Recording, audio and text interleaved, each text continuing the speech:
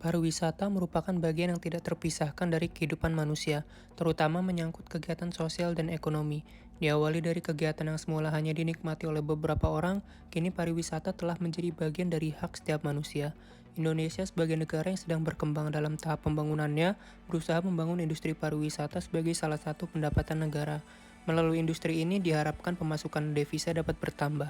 Sektor pariwisata di Indonesia masih menduduki peranan yang sangat penting dalam menunjang pembangunan nasional, sekaligus merupakan salah satu faktor yang sangat strategis untuk meningkatkan pendapatan masyarakat dan devisa negara.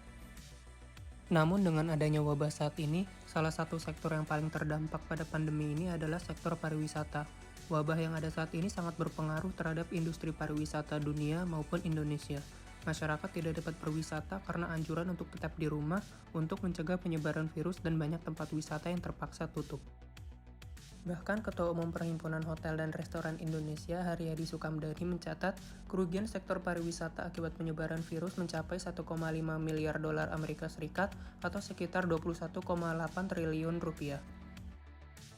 Melemahnya industri pariwisata akibat virus yang terjadi di Indonesia contohnya ada di destinasi wisata seperti Bali, Yogyakarta, dan Lombok yang mengalami penurunan pengunjung yang cukup drastis. Bali adalah salah satu destinasi yang paling terkena dampaknya. Wisatawan mancanegara adalah sumber pemasukan nomor satu dari Pulau Dewata tersebut. Terlebih, wisatawan dari Cina adalah penyumbang terbanyaknya. Pada bulan Februari 2020, sekitar 3.000 wisatawan datang ke Bali. Menurut kantor imigrasi Bali, angka ini turun sebesar 33% sejak bulan Januari akibat virus. Jumlah wisatawan Cina ke Bali pun berkurang drastis. Pada tahun 2019 lalu, sekitar 2 juta wisatawan Cina mengunjungi Bali, sedangkan pada bulan Februari hanya ada sekitar 4.000 wisatawan. Pantai terlihat sepi dari pengunjung. Hanya ada pengelola usaha yang duduk santai di pesisir.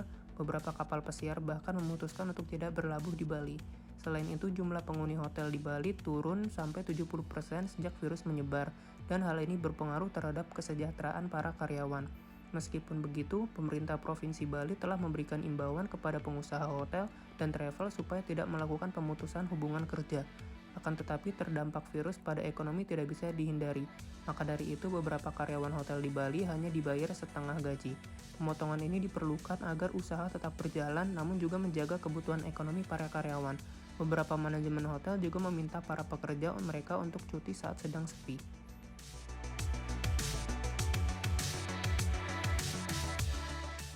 Hal serupa juga terjadi di Yogyakarta. Wisatawan mancanegara yang biasa terlihat lalu lalang di jalan, kini terlihat hampir tidak ada.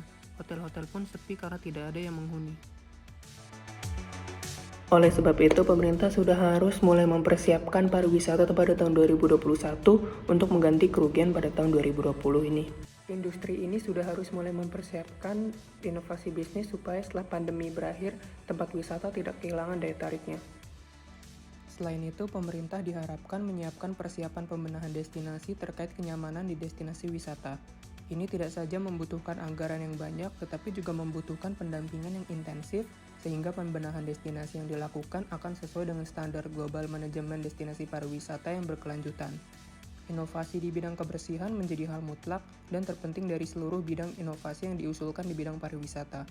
Contoh dari inovasi kebersihan adalah menerapkan penggunaan disinfektan di seluruh objek pariwisata, transportasi publik, toilet umum, tempat penginapan, dan tempat ibadah. Tempat-tempat yang ramai wajib menyemprotkan disinfektan pada jam-jam tertentu. Hal ini dilakukan untuk mencegah perluasan efek jika terjadi hal-hal seperti ini.